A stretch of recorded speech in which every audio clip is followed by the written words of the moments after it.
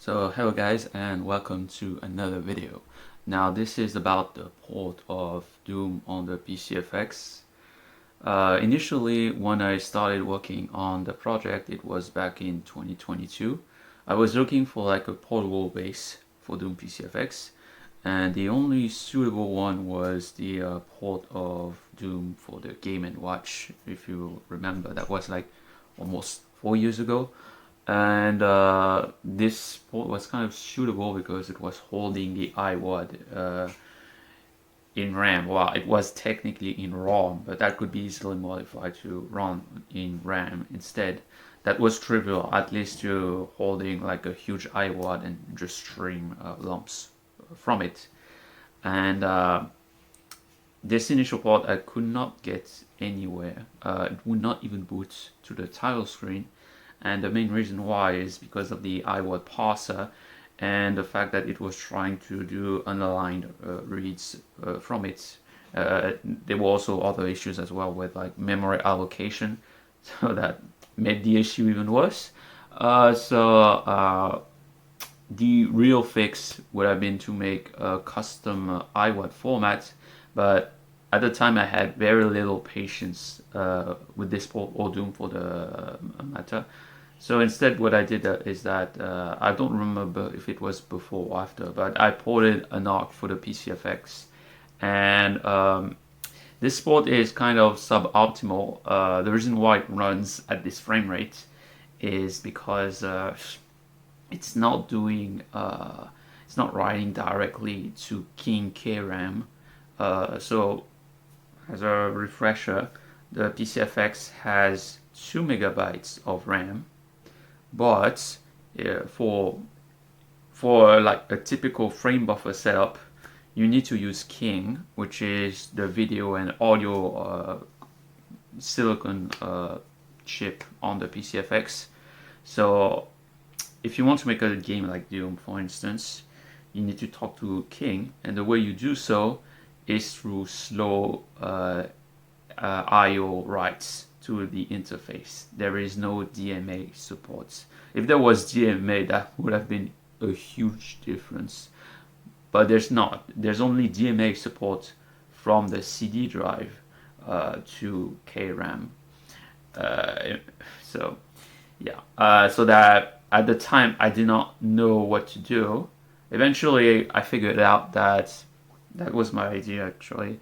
If I could instead write to the frame buffer, I could, to the frame buffer in RAM, I could instead draw to KRAM, then in theory, I should be able to avoid having to copy the pixels twice, because then I was drawing to the frame buffer once and then drawing to the KRAM a second time. So I was essentially doing twice the work.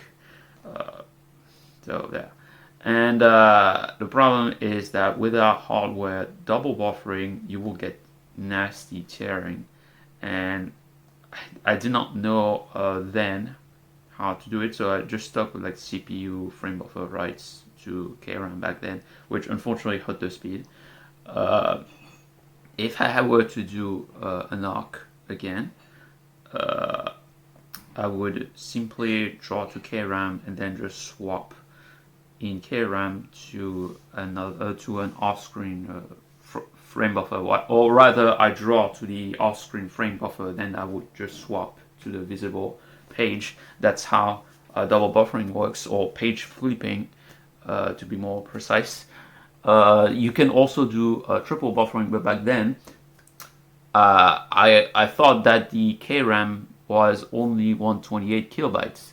Now, why is that? Even though on the motherboard there was clearly 512 kilobytes by 512 kilobytes. Well, it's because the PCFX by default, it seems to, I'm not entirely sure, but it seems to be set in 1 megabit mode. And in 1 megabit mode, you are effectively limited to 128 kilobytes. Now, if you use it in 4 megabytes or 4 megabits mode, you have effectively access to the whole range of 512 kilobytes, which is divided into pages of 256 kilobytes. Hence why I was confused, and hence why I could not do effective double buffering on the system up until very recently, as a matter of fact. When I did do double buffering was when I did the 3D tank demo that got very little coverage then, and it was basically a spinning 3D tank with like a custom 3D affine texture mapped triangle rasterizer. Eventually, that's when I made like a 3D Tetris game, and then later on another game which is Shadow Decks, and there was eventually like the port of Doom on the Casio Loopy, and the guy actually was inspired to do so after watching my port of Anarch for the Casio Loopy, and he then used Claude code to essentially program the game. And he also got working music and also working audio through an additional sound chip that you need to solder to the floppy drive. Now, unfortunately, how should I put it? People were constantly asking me if I could port the game Doom to the PCFX, and I was so tired of these questions that eventually, after this video was released, I decided to see if I could also use like Claude code to essentially make the project from scratch. So what I used essentially initially as a base was GBADoom.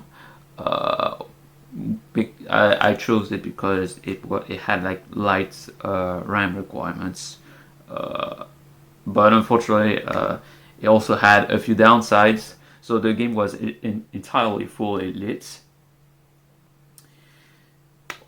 and I did not want the game to be entirely fully lit because it would destroy the look of the game. The other issue is there were all plenty of assumptions about ROM and RAM, and the PCFX, even though it has 2 megabytes of RAM, whereas the Casio Loopy only has 512 kilobytes. That's a problem because you cannot just stream from the iWAD, which is larger than 2 megabytes, as you please. So you must find some kind of strategy to fit the game, and that's when I quickly realized, or rather I should have realized, that this was a terrible base for the console.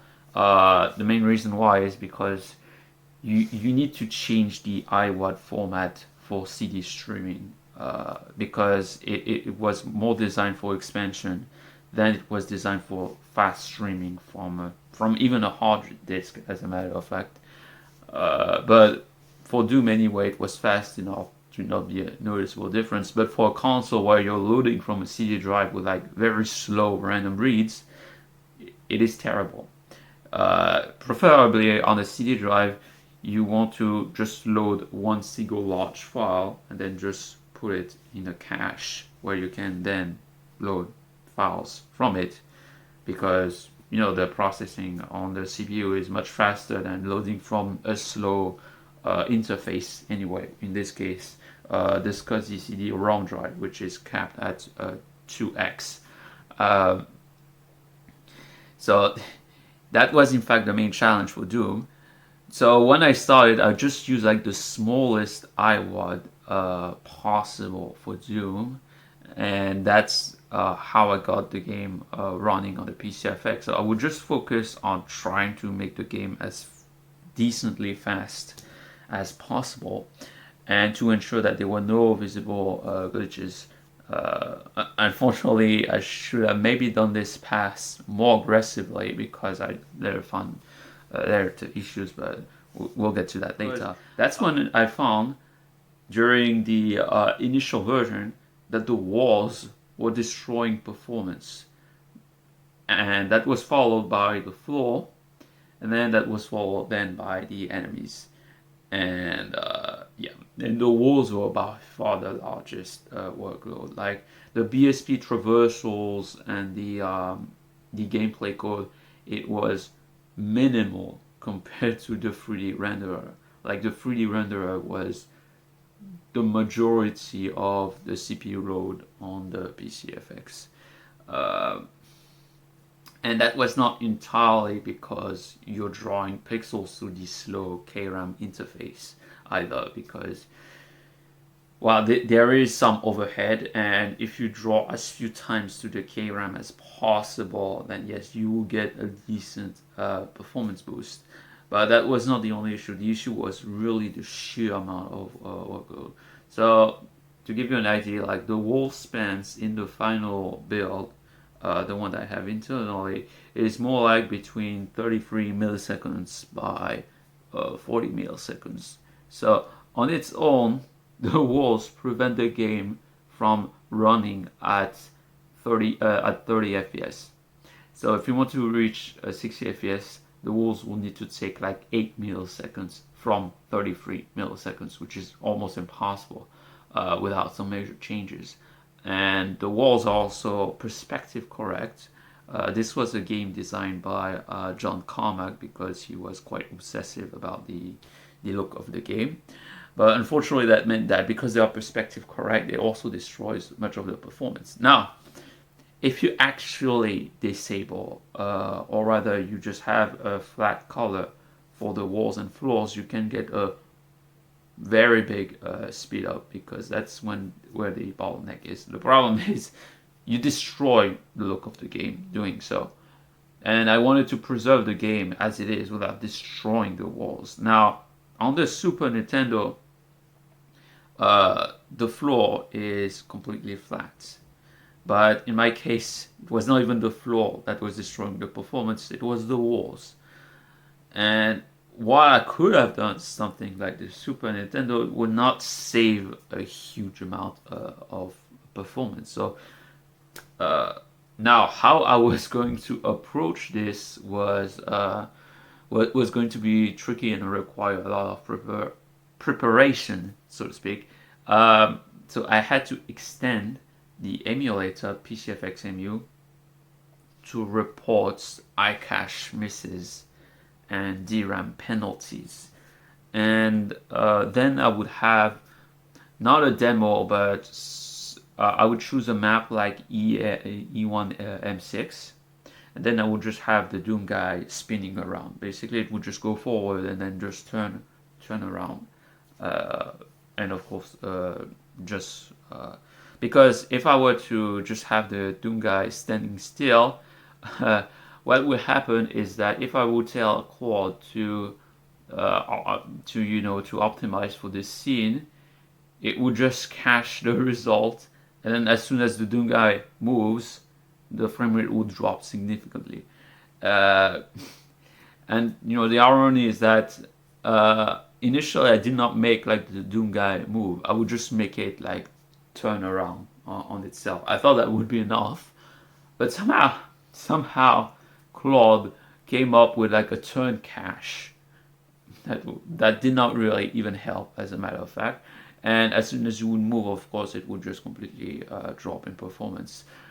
So that's why you need to have a demo of the game, running, not only like for measuring performance, but also to ensure like determinism and correct behavior, and to avoid any regressions, as a matter of fact.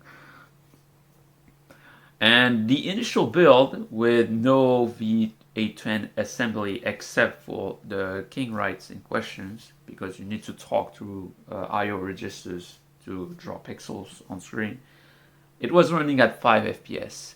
Now, if I was content with 5 FPS, if I was like the 3DO company, I would have called this a shippable game. But I'm not the 3DO company. So I wanted something better, something that runs a lot better than 10 FPS or even like worse, 5 FPS. And I did not want to use like a small window. So that's why my port of the game, it uses very similar to what it does on PC. each horizontal pixel is twice as wide. So on PCFX, that's essentially 128 by 208 pixels, because there's a HUD below, and even in spite of the fact I reduced the resolution, and even in spite of the fact that it was double buffered and or rather page flipping in hardware through the king interface by just pointing the selector to another location in KRAM, it was very slow. And that's when, at this point, that I realized that a simple port of Doom would have not been feasible, or rather, not at the speed that I wanted it to be. So one of my initial attempts was to use a light cache, and that helped quite a lot. The problem is that it uses like 320 kilobytes, and for like some larger maps, it was not enough to hold. For this map, the M6 level basically doesn't use the light cache. So in fact, I'm considering removing it and just look elsewhere for the performance. And it was the walls, as I said before, that was destroying the performance. So I would just use my emulator to look at the DRAM penalties and icache misses related to wall spans.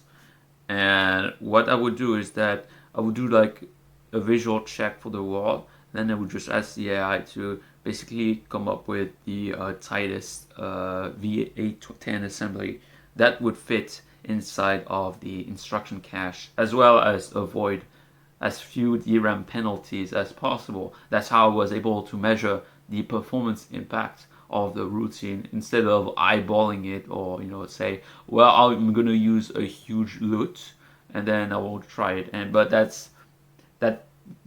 is bad for the PCFX because it has an instruction cache, and you want to be able to leverage the instruction cache, because using a large table, that works for a console like the Mega Drive, but that doesn't work for a console with like instruction cache and data cache for that matter.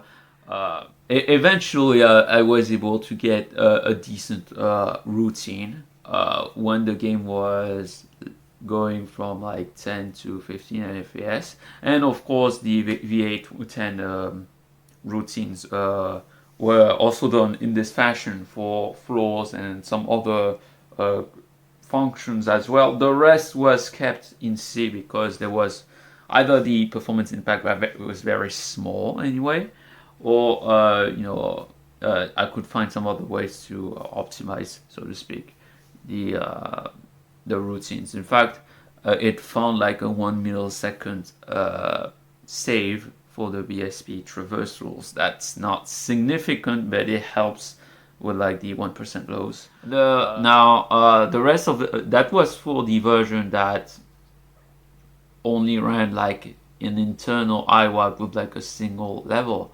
Now, if I wanted to run the entire game with all of the levels loaded and not just swap between the levels just for testing for like the IWAD, I needed to implement a custom format for the IWAD, because I soon realized that just using the IWAD format as is and just stream chunks from it was extremely slow. Like, it would take minutes just to load a single level. Even when I had like a common pack where I would have like the most common resources that I always use no matter what, and even when I would just remove stuff like title screen, help screen, and just switch them to King graphics that are streamed directly from CD to the frame buffer. And even when I would just use VDC tiles for like the red text, because that was also a necessity if I wanted to switch the title screen from KRAM to just what I said, even with that, the game would just load very slowly. That's when I realized, or rather I was reminded, that the PlayStation 1 port of Doom was using a custom format where per each level it was packing the levels, the textures, the enemy sprites. Well, it was not that aggressive, but it was roughly something like that for the maps. It would store like the maps and graphics all in a single package. So you could just load it in a single straight CD read. So you would just load a single file essentially and just load it into cache, where you would then you could then point the game to said cache. That's when I regretted going with the original Doom, or rather PR Doom or GBADoom, because it was not suitable for that. It assumed ROM access, which meant that you could have as large of a ROM as possible, or even like write, or even do like from ROM to screen buffer directly, even though that incurs a performance penalty, of course. And that's what also Doom Resurrection did on the 32X. Because there's so little RAM, it streams from ROM through RAM, and it basically leverages the cache more aggressively to try to make the performance decent, because it cannot load the entire game in RAM. It has to find some ways to, kind of use like ROM as some kind of slow RAM, so to speak, and then draw the asset on screen without incurring a massive performance penalty. That's easier said than done. In fact, they discussed it in their wikis, where they talked about their texture cache design. But now on PCFX, obviously there's no ROM, which is kind of an upside and a downside, because the downside is that I need to redesign the entire game towards that, and I could not just load graphics during gameplay. That would be impossible. Like, you would get random freezes every second or so, because it would try to read additional graphics to the RAM. And that's when the custom format came in, and that's how it made it possible to just use the PC maps and just load it to a single RAM allocation. Now, I'm not sure if this could work for the entire game. It might be possible if I remove the like cache system that I had, and then I would just find some other ways to recover the lost performance for said affected maps, and I would have an additional 3 kilobytes to load extra maps and extra resources, including for the enemies as well. So that's basically how I got the game up and running on the PCFX. Now, of course, the whole source code pretty much speaks for itself, but essentially, to conclude, it was a combination of the emulator reporting DRAM penalties and icache misses. So then I could then point to Claude to basically brute force the best routine for the game in question without visual regressions. That's what I did for the Wolfsmans, and what I did also for some other select routines that were, in fact, for like the GBADoom version, there is actually a function that is called hot path, and this single file contains all of the routines that are known to be performance bottleneck. So that's when I would focus my attention to when the performance was deemed not good enough, and I'm still not satisfied with the performance, but I thought that people would enjoy it as it is. And of course, there are also some other things that I have not mentioned that are not necessarily related to performance, but are just as critical to the game presentation. So CDDA, uh, you know, it was buggy initially, like especially when it would interfere with like the SCSI reads. It would fail sometimes to play the disk at all. So yeah, that's lovely. In fact, I'm gonna show you like my massive. This is how much, or rather how many CDs I've wasted just trying to make the SCSI functions work on real hardware. The emulator was not emulating properly the quirks of the SCSI interface, which is really its own coprocessor with like some CPU buffer RAM and stuff like that. And yeah, and I was not only debugging the SCSI interface, but also graphical glitches as well, especially the ones related to sprite DMA, because the glitches on emulator versus the console would be exhibited quite differently to each other. So yeah, that was kind of fun, and of course they are all unmarked. They didn't have a marker or nor the time to mark each build. But you know, you get the idea. I could have used like a CDR-W on my PCFXGA, but when I tried the game on that, it would not work because I could not get the backup RAM to work on my PCFXGA. So yeah, so I had to use my retail console and just try painlessly to just make the game even read from the CD drive, because it would just randomly stop. And that's when I had to also add eventually CRC checks as well as duplicates, because as I found out, some CDs were of terrible quality and would not even boot on the console.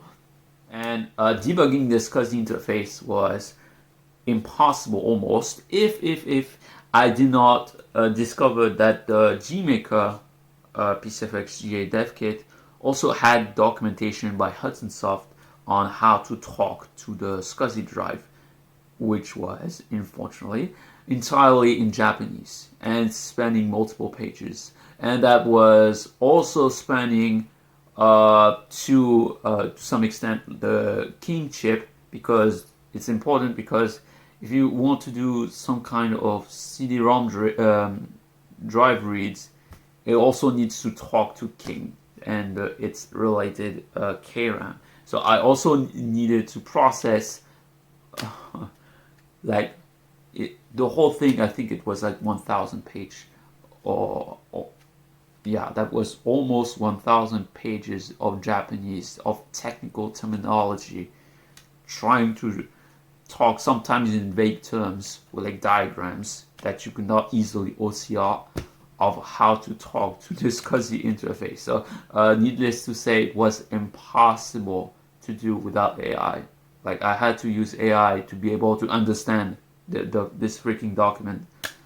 And I also used AI to eventually, after a lot of trial and error, to try to fix the SCSI functions for liberis, which I eventually forked from, and then I implemented the changes accordingly. That's when I made a discovery for the retail games, because as it turns out, and that's not really easily exposed in the SDK because it's a bit different from retail games, there's no, as you know, there's no DMA functionality from RAM to KRAM. So you may wonder, well, if I want to load a resource fast from CD-ROM to RAM, how do you do it? And you don't, basically. So what they do, the games, is that they use the functionality to DMA from CD-ROM to KRAM, as is typical, but it would use like a small buffer in KRAM, and then what it would do is the CPU in the console would use the KRAM reads through the I/O interface to read the data from it and then return it back to a location in RAM. That's, never thought of it. Like, even though I knew it was technically capable, I never knew that. It seems completely backwards, but it makes perfect sense in the case of the PCFX, because you still have access to the fact that the CD buffer can copy from CD buffer to KRAM at 1.5 megabytes or per second, and not, of course, the 300 kilobytes from the CD-ROM drive, but from the CD buffer to KRAM. And there is still some CPU intervention, because you still need to read from KRAM, but that's still faster than PIO reads, which completely involve the CPU, or because at least you can more evenly divide it. That said, it's still not fully asynchronous, except for direct CD-ROM to KRAM, because you still need to not only issue the command, but also actively read from KRAM. The sprites in Doom, the main Doom guy sprite is a VDC sprite. That's why it is full resolution compared to the game itself, which is half width. Now you may think that this causes some inconsistency between, like, the Doomguy sprite and the enemies. In practice, it's not too noticeable. It's mostly noticeable for the walls, but even for the enemies themselves, if you come up close to them, they are reasonably at high resolution that it's not really noticeable. But it is very noticeable if you look at the Doomguy, and it is high res. And it would also, I also made sure, like, instead of using like a 4BPP sprites, even though I could, I instead configured Tetsu to use 256 colors or 8 BPP mode for the sprites, which does limit the number of sprites per scan line. And initially I was worried this would become an issue, but as it turns out, it has plenty of overhead for the main Doomguy sprites. However, this would have not worked if I attempted to make the enemies use the VDC sprites, because, well, first of all, it was not a huge bottleneck. It's like 5 milliseconds for like typical maps. And secondly, the VDC sprites did not support scaling, which meant that you would need some kind of trickery or store like pre-scaled sprites.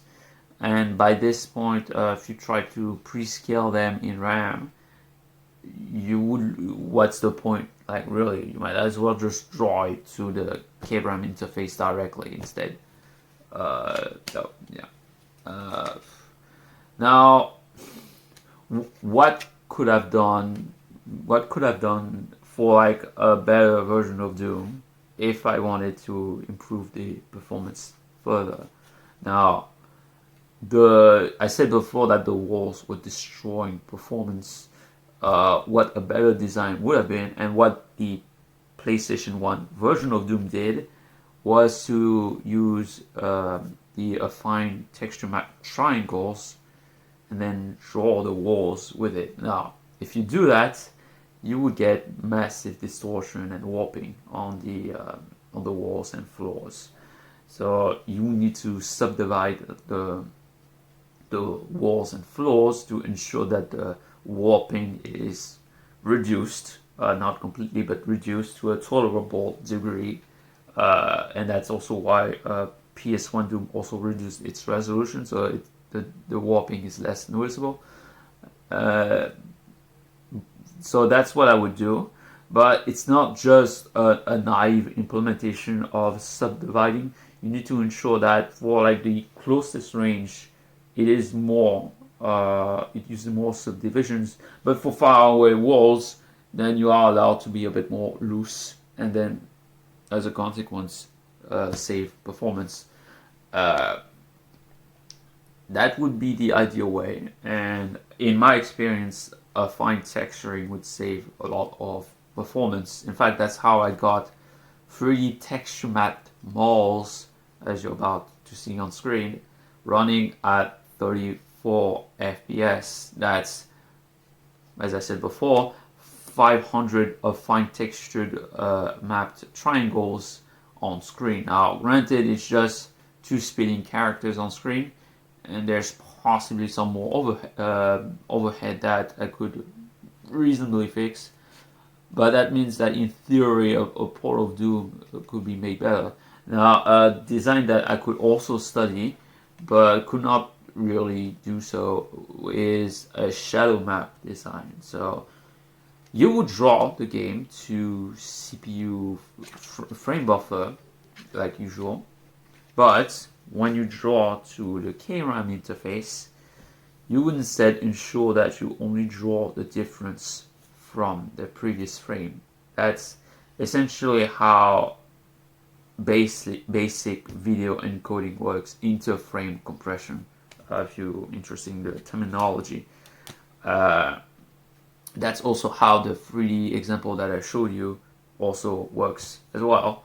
Problem is, I was not entirely sure how much that would apply to Doom. When I experimented with this design with Wolfenstein 3D, first of all, it would consume way too much memory, and thus as a consequence I had to try to use like a more limited design, and as a result the performance lift was not as significant. But if I want to have better, because the KRAM interface, it has massive penalties when you draw to it. If you can draw as few times to it as possible, and the game's design ensures that if the game is slow moving, then it doesn't have to update as much, then this is something worth looking into. I think a design that uses fixed point Q8.8 would be worth looking into. Currently, Doom uses 16 by 16. The problem is 16 by 16. You cannot store. You cannot just store like the UNV in a single CPU register. You need to hold it onto another CPU register. In theory, if you use like Q8.8, especially at the resolution that I'm using, then you could do like you could store the UNV.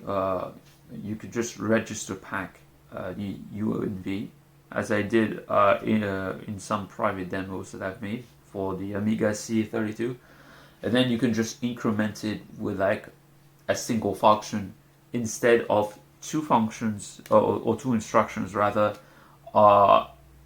in a typical drawing loop.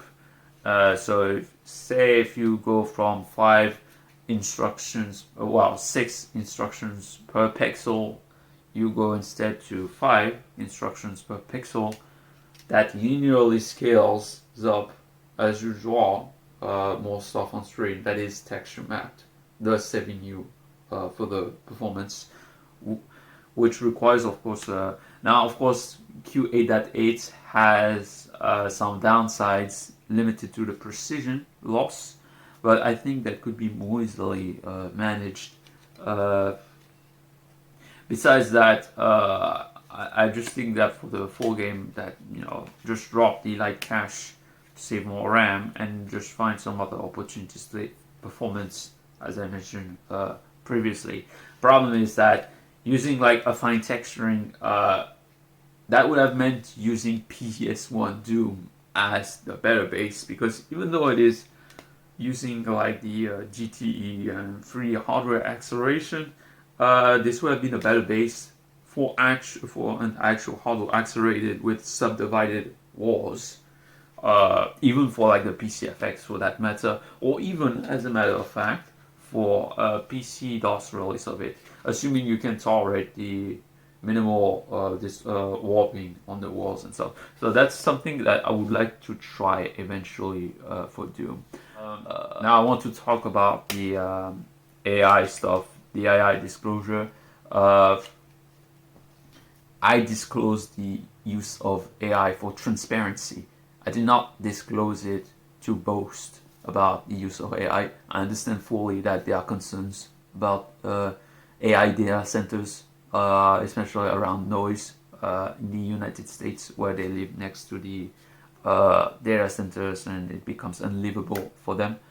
I understand that fully, but the solution to it is not to harass people that use AI, because there are some legitimate use to AI, not only for programming, but also for medicine or cancer research and stuff like that. So, and understand fully that AI has displaced like creative writers by a huge amount, to the point that it pretty much destroyed the job in question. In fact, if you go on Fiverr, you are going to mostly find AI writers that are not fully disclosing the use of AI.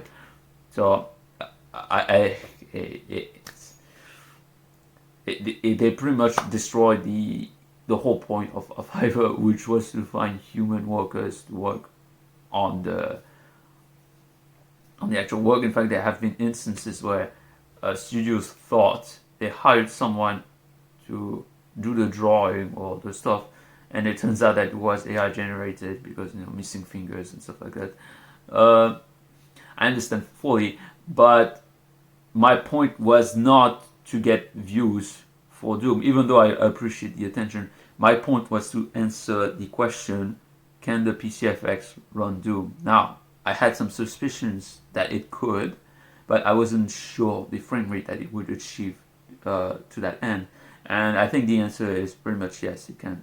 And that took, unfortunately, 30 years to achieve that amount. So, you can reject to just play the game as it is. In fact, I saw some blue post, I was excited to play Doom until I found out that it was AI generated. No, that's what it means is that if you seriously think that you never cared for the end result, you cared for the story behind the creation of the port. And unfortunately, that's not something I'm interested to provide people in general. I'm only interested in the end result, the game itself. Does it run? Does it run well? Unfortunately, I've seen for some ports like the Mario 64 port on 3DO that is entirely AI generated, or the Half-Life PS1 port, I did not want to release the game in this state. In fact, I did not want to showcase it in this state. I only did so when the game was far enough into development that people could judge for themselves if they liked the end result. That's also initially why I did not make an initial broken release. I wanted to wait until the game was sufficiently finished for the shareware version that people would appreciate the result as it is. I'm not making a statement that people should stop using human labor. I'm using AI for practical reasons. There were, for the NES for instance, there are plenty of code examples that you could use and start from, to the point that you may not, for like a simple project, you may not even need like some AI to tell you what to do or stuff like that. You could, of course, but reasonably for an experienced programmer, they can start from like a simple base and the other code examples and help to start a project. On PCFX, there is nothing. Okay, there is nothing. There's a few examples. Like when I started, there was not even a working example on how to talk to the King interface as a frame buffer. In fact, I was told when I was trying to do 3D project on the PCFX that it was impossible to make. And the reason why is because there is no DMA mechanism for to DMA a copy from frame buffer to RAM. You had to talk to the I/O interface, and that's why programmers assumed that it was impossible, because you needed to have you could not just take a PC port and just port it to the PCFX and expect it to run smoothly.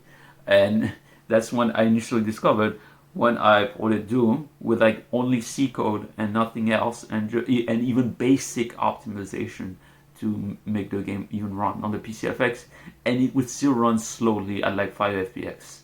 Now, if I was the 3DO company, I would have called that a shippable build and then just put it on customers and screw you, enjoy your 5 FPS. But that's not the standard that I wanted people to expect from me, at least. I wanted to have a game that was sufficiently fun to play. And it seems so far largely people enjoyed the results, which is what matters ultimately. But if you don't want to play it because the code was AI generated, you do so, but maybe it's better if you stay silent because you're not bringing anything worth to the discussion or even to the port itself. Like, you make an analogy of generating code, even though the code itself was open sourced. I'm talking about Doom, and then you make a reduction about AI artists and the human artists and say, well, it causes job losses. There was no job loss that occurred as a result of me using AI for the port of Doom on the PCFX. And as for the reason of in the concerns about AI data centers, you should support the open source movement for AI, especially on local hardware AI, because that's where it matters. That's what you should support.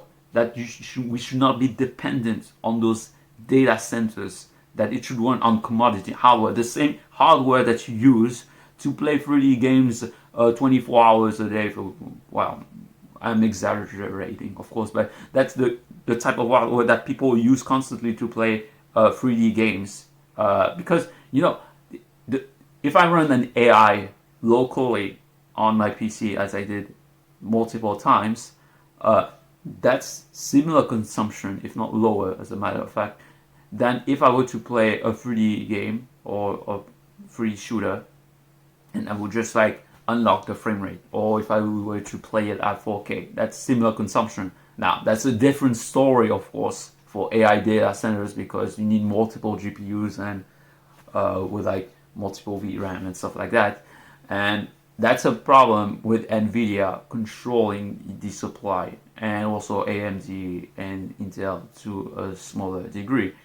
That's what you should fight against. You should not fight against random smaller creators making projects on their hobbies and then accusing them of causing mass devastation because of it. That's completely ridiculous. And I understand fully that there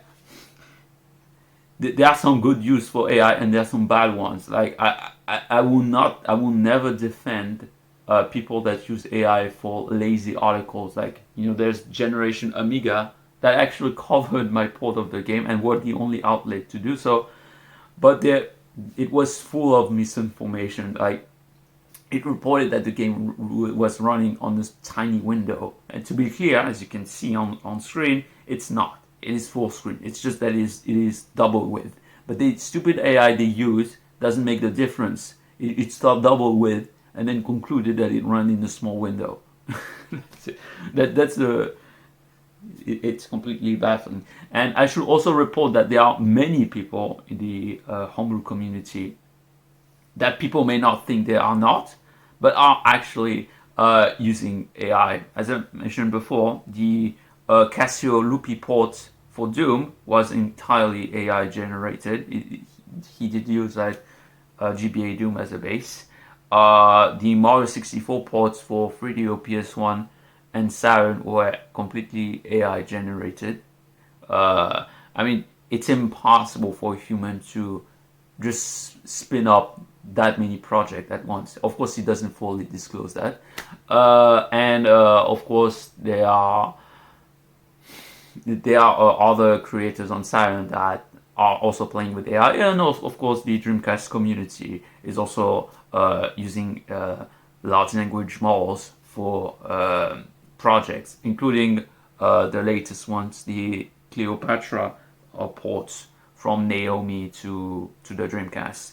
Now, my point on AI is that there are some legitimate good use, but if you want to boycott a project solely because it is AI, even though it is legitimately good, I think you're missing out. I think you're missing out. But of course, if the project is complete rubbish, then sure, you should criticize it, as I do myself. So yeah. So for the next projects, I think I may tackle Descent for the PCFX. I have it running at like 2 FPS, and I switched it to Q.8x8. That one is going to be very difficult because it's not as clean as Doom. As a matter of fact, it calls a function that calls a function that calls a function that calls another function. So you need to find the roots of the function and then issue the KRAM rights there, and not have called a function that calls another function that calls another function. And that's when I realized how clean the Doom source code was compared to some other projects that I worked on. And that was also the main reason why I mostly worked on original projects for the PCFX, even though they generated the smallest amount of coverage, which may be a blessing or a curse, depending on how you look at it. Another port that I've been working on is the port of Wolfenstein 3D for the PCFX. I got it running in some instances at 60 FPS, but most of the time it runs more like at 20 FPS. I would like to optimize it until it reaches at least 30 FPS, and maybe if I'm ambitious, maybe reach it like 60 FPS. I'm showing you some footage on screen right here. And I also had some ideas of using the Pokemon Emerald decompilation to try to attempt a port to the PCFX. Unfortunately, that is a lot more difficult actually than even getting an initial port of Descent to work on PCFX, because even though it is a 2D game and even though the resolution difference is not that big, it is simply a huge project to tackle. I may try to handle this differently. I think the best approach for the Pokemon Emerald port on PCFX would be to have simply a headless build working on the PCFX and to just check functions with like a small stub, and then I would just slowly port the game that way. So yeah, I think that would be a better approach for that game. And I also looked at Darkstalkers. I used like the PS1 recomp repo for that, and you have to understand that these recomp projects for PC, they're basically emulators inside. It does allow a better expansion for some game features like widescreen and maybe some minor game enhancements, but the source code it outputs is essentially a decompilation of the MIPS code, and also it uses like libraries for like the SPU and CDC and stuff like that to, it's basically like a human readable emulator of the game.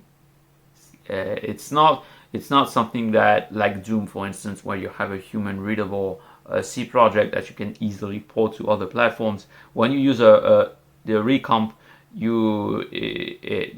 it basically talks to like the CPU registers of the CPU for even simple functions, as a matter of fact. So yeah, I should warn you about the misconception about those recomps. They are essentially, most of the time, with the exception of some like the Super Mario 64, and I believe Ocarina of Time is one of them, those are not human readable. So be warned. Thank you for watching, and bye.